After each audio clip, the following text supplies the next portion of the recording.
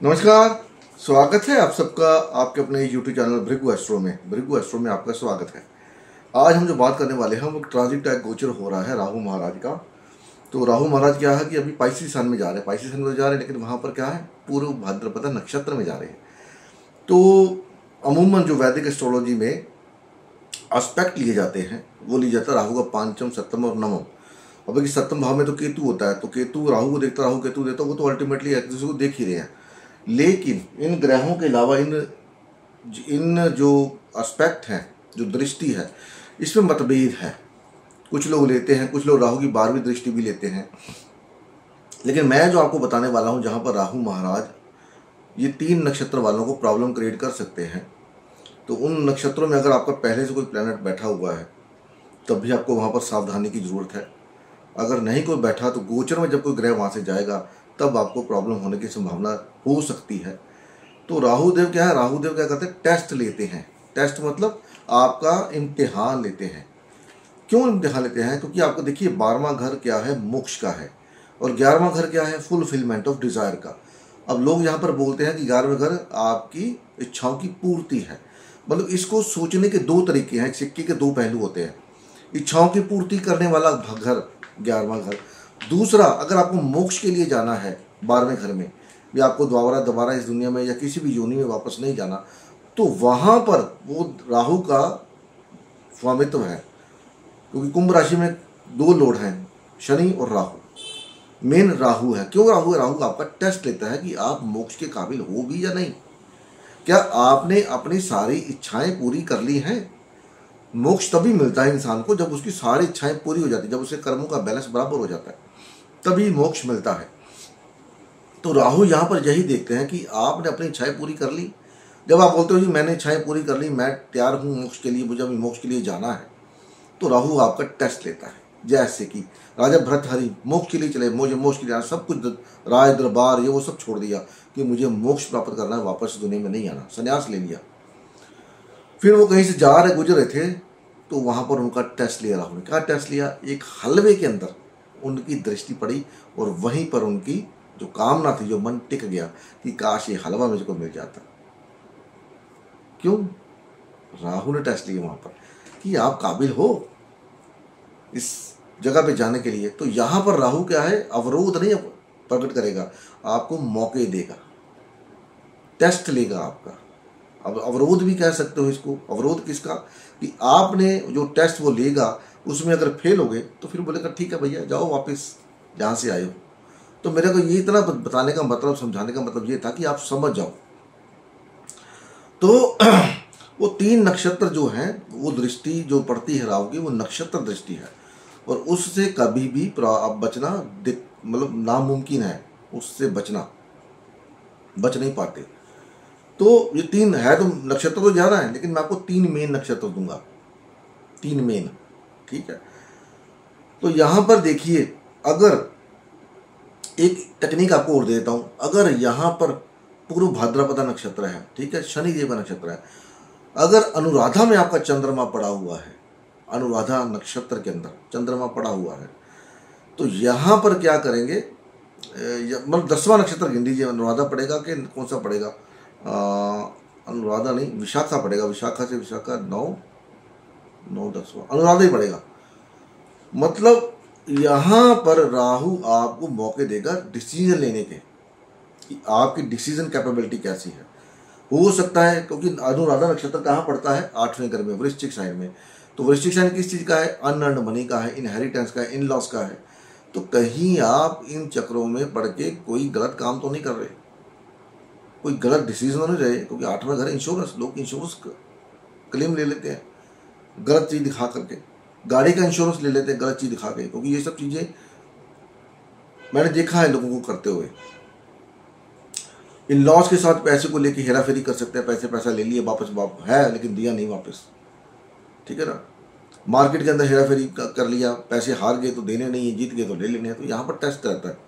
तो यहाँ पर आपका डिसीजन कैपेबिलिटी का यहाँ पर वो टेस्ट लेगा कि आप क्या करते हो। अगर आप इस टेस्ट में पास होते हो तो आपको 8वें घर के बड़े अच्छे रिजल्ट देगा वो।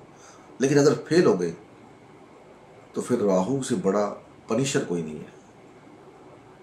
राहु पनिशमेंट देता है केतु के थ्रू। और केतु पनिशमेंट देता है जब मून उसको ऑर्डर देता है कि चलो, क्योंकि मून क्या करता है, आपका मन बनाता है, कहते हैं ना मूड बनाना, तो मूड बनाता है मन आपका चंद्रमा, और केतु उसको क्या बोलते हैं उसको यार, एक तो मेरी प्रॉब्लम बड़ी है, भूल जाता हूँ। केतु उसको अंजाम देता है, ठीक है, क्योंकि राहु तो सिर्फ धड़ है, और वो क्या कर सकता है, वो तो सिर्फ मैनिपुलेट करेगा। केतु आपको सजा देगा, केतु का तलवार भी है और वो है तो ये तो है ही नहीं, तो वो देख तो पाता नहीं है, बस उसको हुक्म है कि इसको दे दो, बात खत्म। तो ये तो हो गया अनुराधा नक्षत्र। अभी आर्द्रा नक्षत्र, आर्द्रा नक्षत्र राहु का अपना नक्षत्र है, देख लो, यहां पर प्रॉब्लम क्रिएट करेगा आपके लिए, यहां पर टेस्ट लेगा। अभी सूर्यदेव आर्द्रा से निकले हैं, देख लो आपको वहां पर दिक्कत आई कि नहीं आई। गवर्नमेंट से रिलेटेड जितने भी डॉक्यूमेंट होंगे उसमें आपने कुछ गड़बड़ तो नहीं करी। अब यहां पर तो मून तो हर महीने निकलेगा और राहु यहां पर रहेगा 28 फरवरी तक पूर्व भाद्रपदा में।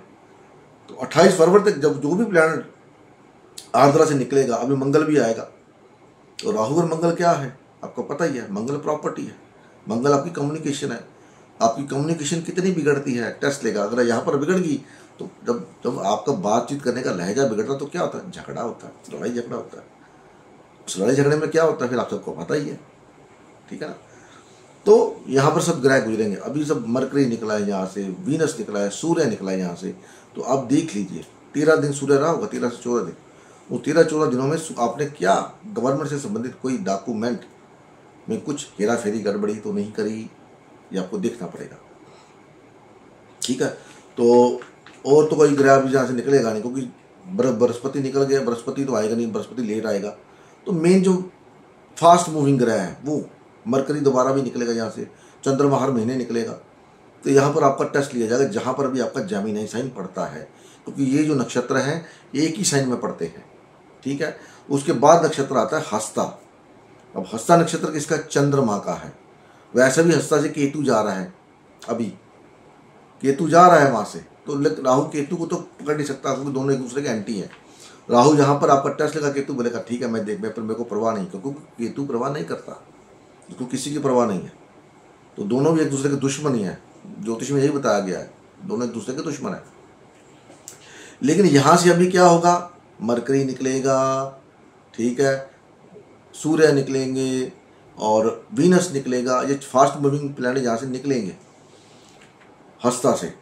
तो उस दौरान वहां पर केतु का गोचर, तो असल टेस्ट आपका वहां आएगा, क्योंकि वहां पर केतु राहु के एंटी है और राहु ने आपका दिमाग घुमाना है करवाने के लिए। अब ये आपके ऊपर है कि आप कितना करते हो, उसको कर पाते हो या संभाल पाते हो। तो इसके बाद आपको ये जो गोचर हस्ता में होगा सूर्य देव का 14 दिन के लिए, बाकी मरकरी और वीनस का थोड़ा थोड़ा टाइम के लिए होता है, तो वो समय है जब आपको दिक्कतें क्रिएट होंगी किसी कोर्ट केस के अंदर, क्योंकि हस्ता कहाँ पड़ता है, वर्गो साइन में। कोर्ट केस के अंदर दिक्कत हो सकती है, कोई बिजनेस के अंदर कोई हेल्थ इश्यू आ सकता है, कुछ भी हो सकता है, मतलब ऐसी चीजें टेस्ट लिया जाएगा आपका। किसी को मारना पीटना, अपनी जो वर्गो साइन है वो लेबर का भी साइन है। तो क्या आप अपनी लेबर के साथ मिसबिहेव करते हैं, क्या आप अपनी लेबर को उतना पैसा दे रहे हैं जितना उनको चाहिए, क्या आप किसी लेबर के साथ कागज में कोई डॉक्यूमेंट में कोई हेराफेरी तो नहीं कर रहे। क्योंकि छठा घर लेबर का भी है, छठा घर आपके पेट्स का भी है, आपकी सेहत का भी है, आपके दुश्मनों का भी है, ठीक है ना। ये सब छठे घर से देखा जाता है। अब मेरे को नहीं पता वर्गो साइन आपका कहाँ पर पड़ रहा है, जहां पर भी आपके चार्ट में वर्गो साइन पड़ रहा है या मिथुन राशि पड़ रही है, उससे संबंधित आपको रिजल्ट देगा। और बेसिकली अभी तो वो वृश्चिक नमाज में जा रहा है, तो वृश्चिक नमाज में भी आपको रिजल्ट दे रहा होगा। उसके बाद बात करते हैं पूर्वाषाढ़ा नक्षत्र। पूर्वाषाढ़ा नक्षत्र कहाँ पड़ता है, धनु राशि में। अब पूर्वाषाढ़ा नक्षत्र में मेरे 3 ग्रह बैठे हुए हैं, चंद्रमा है, वीनस है और सूर्य, ठीक है। अब चंद्रमा है तो मेरा मन बैलेंस नहीं है यहाँ पर, मेरे को पता कि मेरे साथ क्या कुछ हो रहा है, कैसे मेरे मन में फ्लक्चुएशन होती है, ठीक है, नेगेटिव थॉट्स आते हैं। क्यों आते हैं, क्योंकि जो मैं मेहनत डाल रहा हूँ उसका मेरे को फल नहीं मिल रहा। वीनस क्या है, पैसा है, तो काम नहीं चल रहा फैमिली में। उसकी वजह आपको पता है, जब आदमी का फाइनेंस ढीला होता है तो ऊपर नीचे बातें होती हैं, ठीक है ना, सबको पता है। मतलब मैं अकेला तो हूँ नहीं, सबके साथ होता है। अब सूर्य भी है यहाँ पर, तो सूर्य है तो मैंने जो गवर्नमेंट से संबंधित मेरे काम हैं वो लटक जाते हैं, या वो करने को मेरा मन नहीं करता, या किसी चक्कर से मैं फंस जाता हूँ, रह जाता हूँ कुछ ना कुछ, राइट। जैसे ये आजकल मैं खबरें देखता हूँ, तो कौन क्या कर रहा है उसका फैसला करने का मेरे को कोई हक नहीं है, वो तो ऊपर वाला बैठा है, उसको पता सारा क्या करना है।